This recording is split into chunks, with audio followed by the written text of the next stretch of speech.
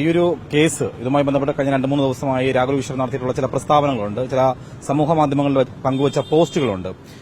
ദീപയുടെ അഭിപ്രായത്തിൽ ഈ പോസ്റ്റുകൾ ഒരുപക്ഷെ സമീപകാലത്ത് കേരളത്തിന്റെ ഒരു പശ്ചാത്തലത്തിൽ, രാഷ്ട്രീയ പശ്ചാത്തലത്തിൽ പോലും ഇങ്ങനൊരു സമാനമായ ഒരു കേസ് ഉണ്ടായിട്ടില്ല. ഈ ഒരു ഘട്ടത്തിൽ ഇത് നമുക്കറിയാവുന്ന ഒരു കാര്യമാണ്. ഒരു അതിജീവിതയുടെ ഐഡന്റിറ്റി വെളിപ്പെട്ടു പോകുന്ന രീതിയിലേക്ക് ഈ കാര്യങ്ങൾ കടന്നുപോയിരിക്കുകയാണ്. ഇവിടെ ഒരു പ്രശ്നം എന്താണെന്ന് വെച്ച് കഴിഞ്ഞാൽ അതിജീവിതയുടെ ഐഡന്റിറ്റി വെളിപ്പെടുത്തുന്ന രീതിയിലേക്കുള്ള കമന്റ്സ് എന്ന് പറയുന്നിടത്താണ് ഒരു ചെറിയ പ്രശ്നമുള്ളത്. അതിജീവിതയുടെ ഐഡന്റിറ്റി റിവീൽ ചെയ്തോ, യെസ് ഓർ നോ എന്നുള്ളൊരു ക്വസ്റ്റ്യൻ ആണ്. പിന്നെ ഐഡന്റിറ്റി റിവീൽ ചെയ്യുന്ന രീതിയിലുള്ള കമന്റ്സ്, ഒരാളുടെ പേരോ ആളുടെ മുഖമോ പുറത്ത് പറയാതെ മറ്റെന്ത് പറഞ്ഞാലും അത് ആരെക്കുറിച്ചും ആവാലോ. ഇപ്പം ഒരു സ്ഥാപനത്തെക്കുറിച്ച് പറയുന്നു, അല്ലെങ്കിൽ ഏതെങ്കിലും ഒരു ലൊക്കേഷനിൽ താമസിക്കുന്ന ഒരാളാണെന്ന് പറയുന്നു, അവിടെയുള്ള വേറെ ആരെക്കുറിച്ചാവാം. സോ അത് നിയമത്തിനെതിരാണോ എന്ന് ചോദിച്ചാൽ ആണെന്ന് എനിക്ക് തോന്നുന്നില്ല. അപ്പം ഇപ്പൊ ഇവിടെ വന്നിരിക്കുന്ന ആരോപണം അതിജീവിതയുടെ പേരും ഐഡന്റിറ്റിയും ഫേസും റിവീൽ ചെയ്തു എന്നുള്ളതാണ്. അത് നടന്നിട്ടില്ല. സന്ദീപ് വാര്യർ ഇതുമായി ബന്ധപ്പെട്ട ഒരു പോസ്റ്റ് ഓൾറെഡി നേരത്തെ ഇട്ടിരുന്നു. അതിജീവിതയ്ക്കൊപ്പം പങ്കുവച്ചിട്ടുള്ള ഒരു ഫോട്ടോയായിരുന്നു. ആ ഫോട്ടോയുമായി ബന്ധപ്പെട്ട് തന്നെ രാഹുൽ ഈശ്വർ ഒരു യൂട്യൂബിൽ ഒരു വീഡിയോ ചെയ്തു. ആ വീഡിയോയുമായി ബന്ധപ്പെട്ട് സന്ദീപ് വാര്യർ പിന്നീട് എഴുതുകയാണ്. വളരെ കൃത്യമായിട്ട് ഈ ഐഡന്റിറ്റിയിലേക്ക് അതിജീവിത ആരാണെന്ന് ഏതൊരു മലയാളിക്കും മനസ്സിലാകുന്ന തരത്തിലാണ് പോസ്റ്റുകൾ വന്നിരിക്കുന്നത്. പരസ്പരം രണ്ടുപേർ എഴുതിയ പോസ്റ്റുകളാണ്. ഇപ്പോൾ സന്ദീപ് വാര്യറും ഈ കേസിൽ ഇപ്പോൾ പ്രതിയായിരിക്കുകയാണ്. അല്ല, അവിടെയും എനിക്ക് ചോദിക്കാനുള്ള ചോദ്യം ഇതാണ്, ഐഡന്റിറ്റി റിവീൽ ചെയ്തോ എന്നുള്ളതാണ്. വീണ്ടും ശ്രദ്ധിച്ചായിരിക്കുന്നു, വളരെ പ്ലാൻ ചെയ്തിട്ട് തന്നെയാണ് താങ്കൾ അത് പറയുന്നത്. എന്ന് വെച്ചാൽ ഐഡന്റിറ്റി റിവീൽ ചെയ്യുന്ന തരത്തിലുള്ള പോസ്റ്റ്, സന്ദീപ് വാര്യർജിയുടെ പോസ്റ്റ് ആണെങ്കിലും രാഹുൽ ഈശ്വറിന്റെ പോസ്റ്റ് ആണെങ്കിലും ദയവായി ഒന്ന് എടുത്ത് നോക്കിയിട്ട് പറയാ, എവിടെയെങ്കിലും ഈ പെൺകുട്ടിയുടെ മുഖമോ ആ പെൺകുട്ടിയുടെ പേരോ റിവീൽ ചെയ്തിട്ടുണ്ടോ എന്നുള്ളത് കൃത്യമായിട്ട് എടുത്ത് പറയുക. ഇത് നിയമം അറിയുന്ന ആളുകളല്ലേ, രാഹുൽ ചേട്ടനാണെങ്കിലും സന്ദീപ് ജി ആണെങ്കിലും. ഇപ്പൊ കേസ് എടുത്തിട്ടുള്ളത് സുപ്രീം കോടതിയിലെ ഒരു മാഡമുണ്ട്, ജഡ്ജിയുണ്ട്, ദീപ മാമിനും അഗേൻസ്റ്റ് ഒക്കെ ആയിട്ടാണ് വന്നിരിക്കുന്നത്. ഇവർക്കൊന്നും നിയമം അറിയില്ല എന്നാണോ പറയുന്നത്? അപ്പൊ ഇത് നമ്മുടെ സമൂഹത്തിന് പൊതുവെ ഒരു നോഷൻ ഉണ്ട്, സ്ത്രീയെ വേട്ടയാടുന്നു അല്ലെങ്കിൽ സ്ത്രീയാണ് ഇവിടെ വിക്ടിം എന്നൊരു നോഷൻ ഉണ്ട്. ആ നോഷന്റെ പുറത്ത് നിന്നിട്ടാണ് നിങ്ങൾ ഈ ഫുൾ നരേറ്റീവിനെ കാണുന്നത്. കഴിഞ്ഞ 2-3 മാസങ്ങളായിട്ട് പല ശബ്ദ സന്ദേശങ്ങളും പുറത്തു വന്നു, വ്യക്തമായിട്ടുള്ള ചാറ്റുകൾ പുറത്തു വന്നു. ഇവിടെ വ്യാജ ആരോപണങ്ങളൊന്നുമല്ലല്ലോ ഇവിടെ പുറത്തു വന്നിരിക്കുന്നത്. ഇത് കൃത്യമായിട്ട് നടന്നിട്ടുള്ളത് എന്താണെന്ന് നമ്മൾ രണ്ടുപേരുടെയും ശബ്ദ സന്ദേശം കേട്ടതല്ലേ? ദീപ അത് കേട്ടതായിരിക്കണമല്ലോ. അപ്പം നിങ്ങൾ എല്ലാവരും പറയുന്നത് രാഹുൽ മാങ്കൂട്ടം കുറ്റക്കാരനാണെന്ന് കോടതി പറഞ്ഞ് ശിക്ഷിച്ച കേസിലാണ് രാഹുൽ ചേട്ടൻ അതിജീവിതക്കെതിരെ സംസാരിക്കുന്നതാണോ പറയുന്നത്? കോടതിയുടെ ഘട്ടത്തിലിരിക്കുന്ന ഒരു കേസ്, ആ കേസിൽ അതിനു മുൻപ് എങ്ങനെയാണ് രാഹുൽ ഈശ്വറിന് ഇതുമായി ബന്ധപ്പെട്ട് സംസാരിക്കാൻ കഴിയുന്നത്? കോടതിയുടെ പരിമിതിയിലിരിക്കുന്ന ആ കേസിൽ എങ്ങനെയാണ് നിങ്ങൾക്ക് രാഹുൽ മാങ്കൂട്ടം കുറ്റക്കാരനാണെന്ന് പറയാൻ സാധിക്കുന്നത്? രാഹുൽ മാങ്കൂട്ടം കുറ്റക്കാരനാണെന്ന് വ്യക്തമാകുന്ന തെളിവുകൾ പുറത്തു വന്നിരിക്കുകയാണ്. അതിന്റെ അന്തിമമായി തീരുമാനമെടുക്കുന്നത് ബുധനാഴ്ച കോടതിയായിരിക്കും. അതിനു മുൻപ് ഒരു ചോദ്യം കൂടി. അതിനു മുൻപ് രാഹുൽ മാങ്കൂട്ടം ഈ വിഷയവുമായി ബന്ധപ്പെട്ട് ഇതുവരെയും പരസ്യമായി അദ്ദേഹം ഒരു പ്രതികരണവും നടത്തിയിട്ടില്ല. അയാൾ മൌനത്തിൽ തന്നെയാണ്. അയാൾ ഇപ്പോൾ ഒളിവിൽ കൂടിയാണ്. അങ്ങനെ ഇരിക്കുന്ന ഒരു ഘട്ടത്തിലാണ് ഇപ്പോൾ ഇത്തരത്തിൽ രാഹുൽ ഈശ്വർ മാത്രമല്ല പലരും, ഇപ്പോൾ നിങ്ങൾ സൂചിപ്പിച്ച അഡ്വക്കേറ്റ് ദീപ ജോസഫ് ആയാലും സന്ദീപ് വാര്യർ ആയാലും പല ആൾക്കാരും ഈ സമൂഹ മാധ്യമത്തിൽ എഴുതിയിരിക്കുന്നു. പക്ഷേ ഇതിനപ്പുറം ഇത് വലിയൊരു ഒരു കുടുംബത്തെ മുഴുവൻ, ഒരു അതിജീവിതയ്ക്ക് അപ്പുറം ആ കുടുംബത്തെ മുഴുവൻ അതിക്രമിക്കുന്ന അല്ലെങ്കിൽ ആക്രമിക്കുന്ന രീതിയിലേക്ക് സൈബർ അറ്റാക്ക് മാറിയിരിക്കുകയല്ലേ? അങ്ങനെ നിങ്ങൾക്ക് മനസാക്ഷി തൊട്ട് പറയാൻ സാധിക്കുമോ? രാഹുൽ സാക്ഷി തൊട്ട് പറയാൻ സാധിക്കും. കാരണം ദീപയുടെ വീട്ടിൽ ഇങ്ങനെ ഒരു അവസ്ഥ ഉണ്ടാവുമ്പോൾ മാത്രമല്ലേ അത് നിങ്ങൾക്ക് മനസ്സിലാക്കാൻ സാധിക്കും. കാരണം ഇതിപ്പോൾ ഞാൻ വീണ്ടും റിപ്പീറ്റ് ചെയ്യണം, ഐഡന്റിറ്റി വെളിപ്പെടുത്തുന്ന രീതിയിലാണ് ഈ പോസ്റ്റുകൾ വന്നിരിക്കുന്നത്. ഒരു സ്വാഭാവികമായും സമൂഹ മാധ്യമത്തിൽ ഇങ്ങനെ ഒരു പോസ്റ്റ് വരുമ്പോൾ അത് ഈ സൊസൈറ്റി മുഴുവൻ ഏറ്റെടുത്തിരിക്കുകയാണ്. ഇത് രാഹുൽ ഈശ്വർ മാത്രം ഇട്ട പോസ്റ്റ് അല്ല. അതിനപ്പുറം രാഹുൽ ഈശ്വർ ഉപയോഗിച്ച വാക്കുകൾക്കപ്പുറം നിങ്ങൾ സമൂഹ മാധ്യമത്തിൽ നോക്കൂ.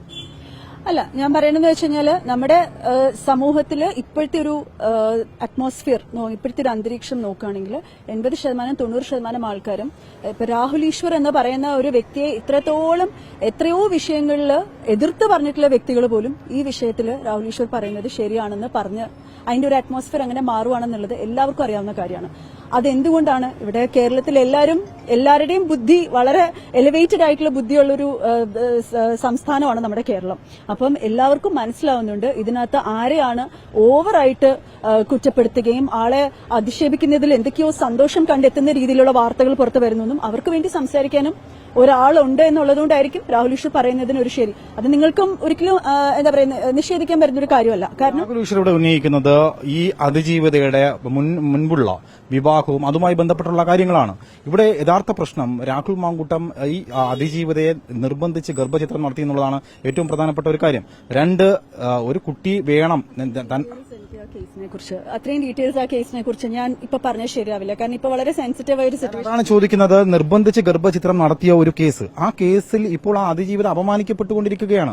സമൂഹത്തിന് മുഴുവൻ ആ അതിജീവിത ഐഡന്റിറ്റി, അത് ആരാണ്, ആ വ്യക്തി ആരാണ്, ആ വ്യക്തി എവിടെയാണ് ജോലി ചെയ്യുന്നത്, ഇതെല്ലാം പുറത്തു വന്നിരിക്കുകയാണ്. അപ്പം ഈ ഐഡന്റിറ്റി ഒക്കെ റിവീൽ ചെയ്ത് രാഹുൽ മാങ്കൂട്ടത്തിന്റെ പേര് ഘോരം വിളിച്ച് ആദ്യം മുതലേ കുറ്റക്കാരനാണെന്ന് തെളിയിക്കുന്നതിന് മുൻപ് തന്നെ ആദ്യം മുതലേ പറയുമ്പോൾ ഈ ഒച്ചയൊന്നും പുറത്തു വരുന്നില്ലേ?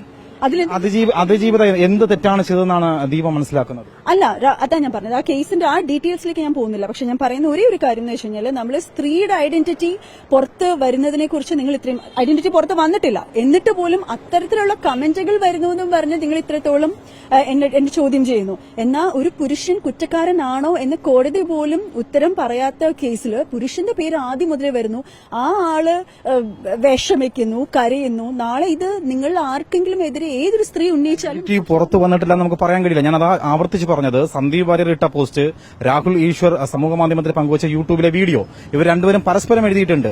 അതിൽ നിന്നാണ് സന്ദീപ് വാര്യരുടെ FB യിൽ പങ്കുവച്ച ആ ഫോട്ടോയാണ് ഇപ്പോൾ സമൂഹ മാധ്യമങ്ങളിൽ മുഴുവൻ പ്രചരിച്ചുകൊണ്ടിരുന്നു. സന്ദീപ് വാര്യറിന്റെ FB യിൽ ഇപ്പൊ രാഹുൽ ഈശ്വറിന്റെ ഏത് സോഷ്യൽ മീഡിയ ഹാൻഡിലാണ് ആ കുട്ടിയുടെ ഫേസോ പേരോ ഉള്ളത്? ഒന്ന് കാണിക്കോ? ഫേസോ പേരോ എന്നുള്ളതല്ലോ ഇവിടെ സന്ദീപ് വാര്യർ എഴുതിയത്. സന്ദീപ് വാര്യർ പറഞ്ഞ പല കാര്യങ്ങളും ശരിയാണ്. ഇവർ പരസ്പരം പറയുകയാണല്ലോ, രണ്ടുപേരും പറയുന്നതിൽ ശരികളുണ്ട് എന്ന് പറഞ്ഞാണ് ആ പോസ്റ്റുകൾ വന്നിരിക്കുന്നത്. ഇപ്പോൾ എന്തായാലും അത് കോടതി നിശ്ചയിക്കട്ടെ. അപ്പൊ അതെന്തായാലും വിധി വരാനിരിക്കുന്ന കേസ്. ഒരു ലാസ്റ്റ് ചോദ്യം കൂടി, രാഹുൽ ഈശ്വർ തെറ്റ് ചെയ്തിട്ടില്ല എന്നാണ് നിങ്ങൾ വിശ്വസിക്കുന്നത്? രാഹുൽ ഈശ്വർ അല്ലേ?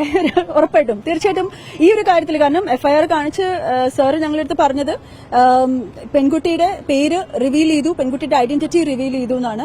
ഞാൻ കേട്ടുകൊണ്ടിരിക്കുന്നതാണ്, ഞങ്ങളുടെ വീട്ടിലിരുന്നാണ് ചർച്ചകൾ എടുക്കുന്നത്. ഞാൻ കേട്ടുകൊണ്ടിരിക്കുന്നതാണ്. ഓരോ തവണയും വളരെ എഫേർട്ട് എടുത്തിട്ടാണ്, നാവിന്റെ തുമ്പത്തുണ്ടെങ്കിൽ പോലും വളരെ എഫേർട്ട് എടുത്തിട്ട് തന്നെയാണ് പറയുന്നത് അതിജീവിത പെൺകുട്ടി എന്ന് തന്നെയാണ് പറയുന്നത്. പിന്നെ അവരുടെ ഐഡന്റിറ്റി വെളിപ്പെടുത്തുന്ന രീതിയിലേക്കുള്ള കമന്റ് എന്നൊക്കെ പറയുന്നത് ഓരോരുത്തരുടെയും കാഴ്ചപ്പാടാണ്. ഏതാണ് എന്നോട് പറഞ്ഞാൽ ചിലപ്പോൾ എനിക്ക് മനസ്സിലാവില്ലായിരിക്കും, ആ കുട്ടിയുടെ പേര് പറഞ്ഞാലായിരിക്കും എനിക്ക് മനസ്സിലാവുക. അപ്പം അതൊന്നും നമുക്ക് പലർക്കും എന്താ പറയാ കേസ് എടുക്കാനും അറസ്റ്റ് ചെയ്യാനും ഒക്കെ വേണ്ടി പറയാവുന്ന കാര്യങ്ങളാണ്. പക്ഷെ പേര് പറഞ്ഞിട്ടുണ്ടോ, മുഖം എവിടെയെങ്കിലും വെളിപ്പെടുത്തിയിട്ടുണ്ടോ, ആളുടെ പേര് വെളിപ്പെടുത്തി പറഞ്ഞിട്ടുണ്ടോ? അങ്ങനെ വന്നിട്ടില്ല. അതുകൊണ്ട് ഈ വിഷയം രാഹുൽ ഈശ്വറിന്റെ പോസ്റ്റുകൾ, എഴുത്തുകൾ ഇപ്പോൾ ചർച്ചകളിൽ പങ്കെടുക്കുമ്പോൾ ഏകപക്ഷീയമാകുന്നുണ്ടെന്ന് തോന്നുന്നുണ്ടോ ദീപയ്ക്ക്? ഇപ്പോൾ ദീപ ഈ ശബ്ദ സന്ദേശമൊക്കെ കേട്ടതല്ലേ?